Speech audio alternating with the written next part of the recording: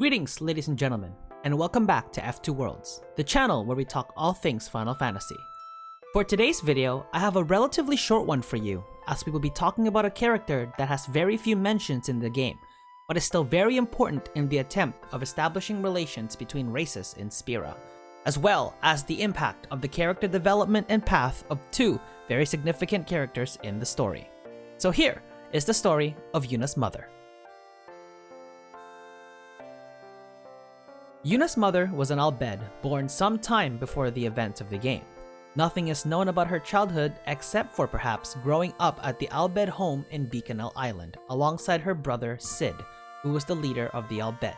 One day, the group are visited by a Yevonite named Braska, who was on a mission to improve relations between the Yevon and the Al-Bhed. During his trip, he fell in love with Cid's sister and married her. When this was discovered, Braska was discharged from the clergy, while Cid disowned his sister. The latter animosity would continue until Yuna was born, with Cid eventually welcoming her back with open arms.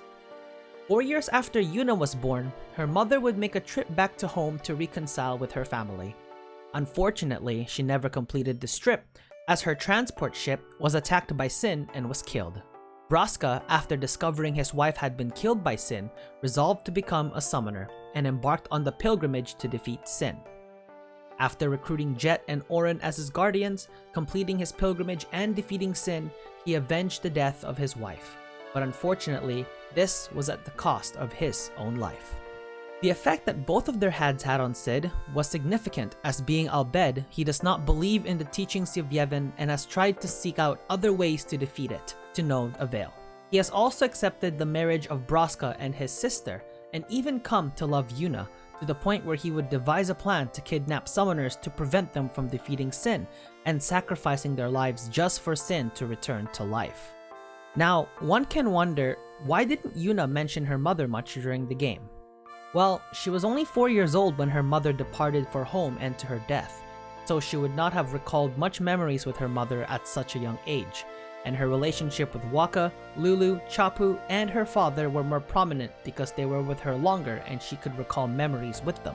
Despite the story of Yuna's mother being short, her death served as the catalyst for the character development and paths of two very significant characters in the story, as we see the effects of her death throughout the game, with Yuna resolving to defeat Sin, while adopting the Al-Bhed view of looking for a permanent way to defeat it, even if it means going beyond the teachings of Yevon, something that her father could not do, and the subplot of abducting summoners throughout the game to discover the perpetrators and the reasoning behind them.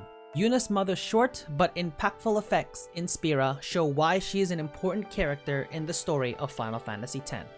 What did you guys think of her story? Did you wish she had more mentions in the game? Let me know in the comment section below and subscribe to the channel if you are new. Also, feel free to join my Discord and follow me on Instagram to see more Final Fantasy content.